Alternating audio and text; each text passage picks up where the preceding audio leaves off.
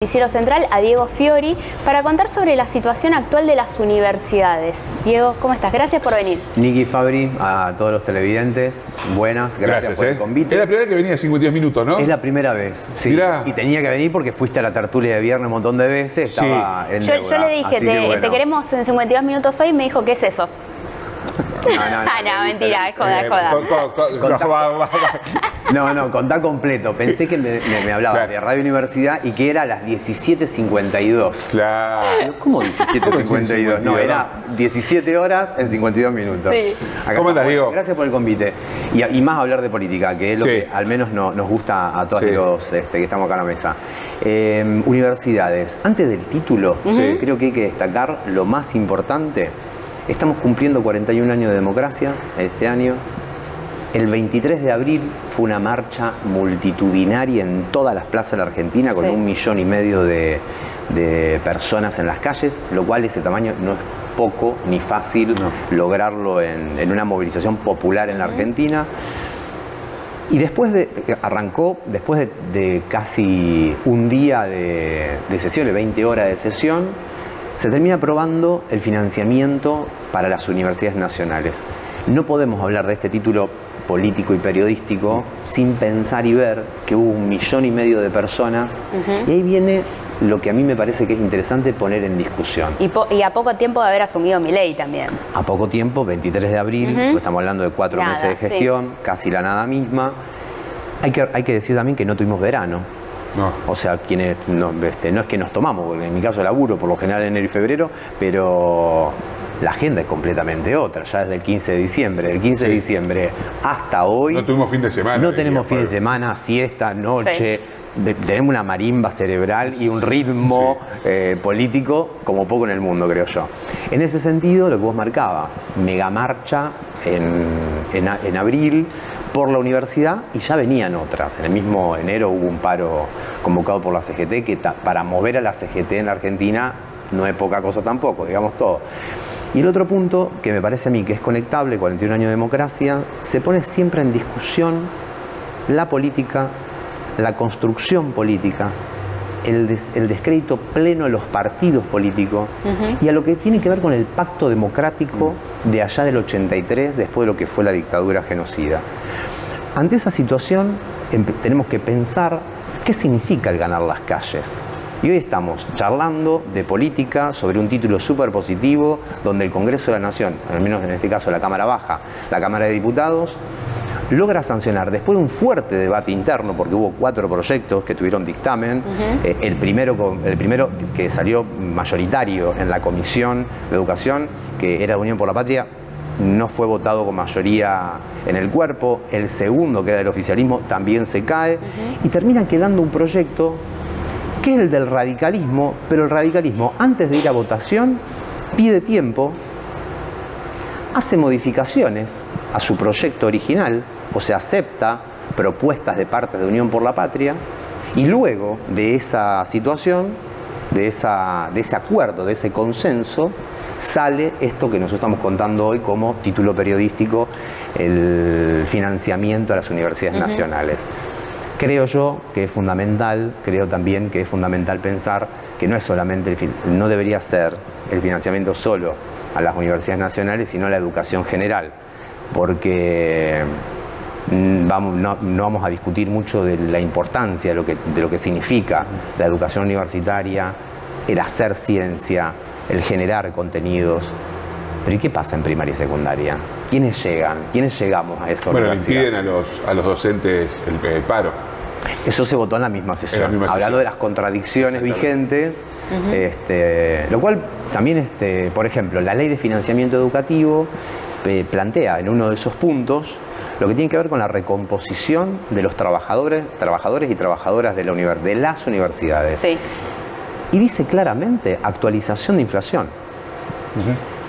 Cosa que hay una injerencia, si se quiere, del poder político para poder de alguna manera nivelar algunas decisiones que vienen siendo por parte del gobierno nacional, que básicamente tienen que ver con esta cuestión de la no respuesta tal vez. Ahora digo, más allá de la universidad, en términos de política, lo tuvimos a Agustín Rossi en el bloque anterior, nos daba su perspectiva. Él cree que el peronismo, por ejemplo, para dar una de estos dos grandes movimientos, el radicalismo, bueno, sabemos que está ahí como una, secundando siempre algo, a ver si...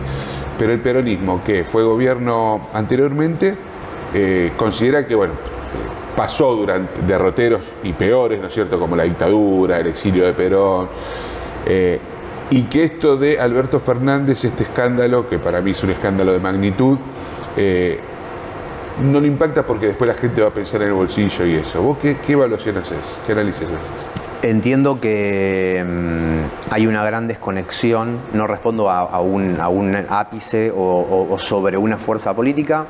En general, entiendo que hay una desconexión muy importante de los representantes del pueblo argentino con sus representados. Creo que esa es una clave muy importante y creo que es la clave del motivo por el cual ganó Milei o ganó La Libertad Avanza, para no personalizar. ¿Qué propuestas no fueron elegidas? Es lo que tenemos que pensar. ¿Por qué el pueblo argentino volvió a elegir a la persona o la fuerza política que nunca mintió en su campaña? En Rosario, que lo hemos charlado en montones de oportunidades analizando política o política económica, sabemos lo que ha significado en el cuerpo de quienes viven en la comarca rosarina los 90. Los 90 con un paso por los cuerpos que fue devastador. Además de ver que las fábricas estaban cerradas, que esa fábrica cerrada empezaba a oxidarse, sí, que todos los obreros que vivían en la zona o en las manzanas de alrededor pasaron a ponerse un kiosquito y se fundieron con el kiosquito. Todas esas historias que fuimos viendo, que fueron durísimas para la memoria de la ciudad de Rosario, como que en esta campaña última no tuvo peso. No. Y ahí aparecen dos cuestiones, porque estamos hablando de nosotros, del pueblo, de alguna manera, y aparecen dos situaciones. Una, que es la cuestión militante, la cuestión de la propuesta política, la representación, que es, o sea, son los responsables, los elegidos de representarnos en nuestra democracia republicana, y por otro lado, también fallas de memoria nuestra. Tenemos que hacernos un poco cargo, inclusive porque esperemos que no suceda, que sea una buena sorpresa para la vida de los 55, 57 millones de argentinos y que Milei le tape la boca, la cara a todo el mundo y termine saliendo todo fantástico, porque en definitiva es lo que el deseo genuino y soberano. Por lo que conocemos, por la historia, por lo que hemos padecido, nos encontramos con situaciones donde imaginar ese futuro es complicado. Y ahí respondo a tu pregunta.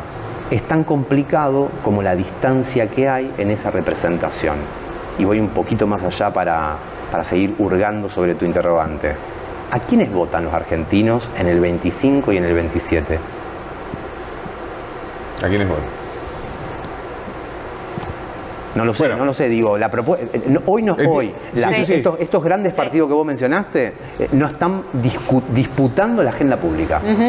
Es que hay ahí, me parece que el gobierno le dio hay un eslogan que tiene, un speech, no la ven. Yo creo que eso traumatizó a la clase política, sobre todo la oposición, y creo que van a estas dos elecciones con ese miedo. Che, y si no la estoy viendo, porque creo que en algún momento, como nos pasa a todos, tenemos eso que vos recién relatabas de forma muy clara, de que le vaya bien. Porque yo no creo que si le va bien al presidente le va bien a los argentinos. Yo creo que si le va bien a los argentinos le va bien a un presidente. Exacto, sí. Coincido en eso. Entonces, me parece a mí que en esto de que le vaya bien, quizá se rompa algunos de estos mitos que que al menos un sector de la política no le ayudó para ganar una elección, que es la cuestión de los derechos, de esto, de que el Estado tiene que estar presente. Y este es un país, y esta la ciudad, se hizo con liberalismo y se hizo con iniciativa privada. Porque eso es otra verdad también. Ese modelo que va a decir que en los 90 se rompe, no se reemplaza por el Rosario ese que armó los talleres por Ovidio Lago, que pobló de industrias y pequeños negocios en todo el cordón, y eso se convirtió en Villa Miseria, y fue el Estado presente, y no sé si dio un buen resultado eso, ¿no? O no tan presente, Fabri, porque coincido plenamente en todo lo que estás planteando. Yo creo que el desarrollo de la Argentina, nombramos industria y campo, o campo-industria, si no se enojan quienes están mirando, no importa el orden de los factores, pero básicamente tenemos que decir que por honestidad, campo e industria, son los motores del desarrollo, el progreso de la Argentina en su más amplio espectro, y sería bruto no reconocer. Sí, por supuesto. O sea, la inversión privada, que es lo que vos estás desarrollando, yo creo que desde el peronismo, radicalismo, socialismo, lo hemos vivido en Rosario, todas las fuerzas que hoy tienen representación en el Congreso coinciden en esto en general. Sí me parece que lo que viene sucediendo en los últimos tiempos, inclusive en coincidencia, no porque estemos coincidiendo, sino porque no lo estamos haciendo, que tiene que ver con que ese Estado presente juegue un rol mucho más activo y articulador entre el sector privado, la inversión y la población. Sí. Hoy creo que la balanza termina siendo siempre para el apetito de esos, el apetito de esos 100 empresarios que manejan los destinos políticos, económicos, que son el destino de la Argentina en general. ¿Cómo se rompe eso? Con más política, o sea, más política de los partidos, generando conciencia, generando sentido crítico. Y mejor políticos, ¿no? Porque me parece que también hay una falta. Hoy con Alberto Fernández en la agenda, sí, sin lugar a duda. O sea, fue una trompada absolutamente a todo, lo cual se condena a Alberto Fernández, se repudia a Alberto Fernández, y más allá de la sorpresa, quiero decir, y sí fue una estocada usada, muy bruta en estas semanas, en contra de la agenda nacional, de la agenda soberana, la agenda progresista, de los derechos humanos, del pensar los consensos que tiene la Argentina. Se utilizó el caso de violencia contra Fabiola para destruir, y de manera muy cruel e innecesaria. Sí, ¿y se está tapando lo que está pasando en Argentina con esto? ¿Algo que sucede mucho? Yo creo que es una herramienta que se usa todo el tiempo y que este gobierno lo está usando muy bien, que es el tema, lo que vos planteás, la cuestión distractiva, del pongo los huevos acá y sí, está sucediendo mucho. ¿Y por qué no lo usaría? Porque no lo los dos, ¿Por qué no lo usaría? Es una herramienta. ¿Por qué está mal? No sé si está bien o mal. Y sacás el foco, no sé. Sí, pero esto es política, o sea, a ver, es política. Si el otro se equivoca. Sí, no, obviamente, a ellos les conviene, está claro. Pero no es que generaron un evento para distraer. No, ahí va. Pero salieron muchas cosas a la luz juntas también. El dato es este. Para ver. Respecto al... porque me interesa ese desafío, buenísimo, aparte tiene que ver con la agenda setting. El punto del caso Fabiola, del caso de violencia de Alberto Fernández, se configura como caso periodístico recién este lunes. Y hace que estamos hablando del caso 10 días. Claro. No, y la semana anterior con ¿Por qué recién ahora? Domingo de la semana anterior. Domingo de Una semana. Claudio Saboya lo publica un domingo. Exacto. En Clarín. Toda la semana entera. El lunes se confirma 10 días. La causa. ¿Por qué se confirma la causa? Porque está la denuncia formal de la víctima. Claro. A partir de ese momento deberíamos haber hecho público el caso y el tratamiento público de la causa. Hubo un montón de información, estamos hablando de un expresidente, lo cual tiene algún tipo de lógica, pero lo que no tiene lógica es el nivel de uso y abuso en clave de operación que se utilizó el caso. Y la cuestión ahí concreta, ¿cuál es? ¿Cómo surge? ¿Cómo llega? ¿Quién filtra? Claro, tendría que ser Fabiola confirmó que ella no envió, que no fue ella. Claro, ese es un dato sustancial. Y lo marco porque recién estuvo el ex interventor de la AFI, o sea, la CIDE hoy, y entre chicanas anoche, que me quedé hasta las 4 de la mañana mirando la sesión y continuó la sesión de diputados, una de las chicanas que le hace Martín Tetaz, radical, a un diputado de la Libertad Avanza, una diputada de la Libertad Avanza, que le pregunté ¿cuál es el costo fiscal del financiamiento nacional? Y se levanta una voz de ultratumba del otro lado del Congreso, del Parlamento, y dice: el mismo costo que le están dando a la CIDE, pero que ya se gastó. Después de esa chicana, Maximiliano Ferraro, de la coalición cívica, hace una denuncia formal diciendo que no se constituyó la Comisión Bicameral de Control de los Gastos reservados de inteligencia y que ya se gastó el 80% de los 100.000 millones de pesos atribuidos, lo cual configura otro problema grave. 80.000 millones, ¿no? 80.000 millones. Más allá de eso, que no quiero continuar del tema grave, porque la gravedad lo analizaré en otro momento, sí hay un dato que no es menor que tiene que ver con lo que estamos hablando. Sí. ¿Para qué se usó esa plata?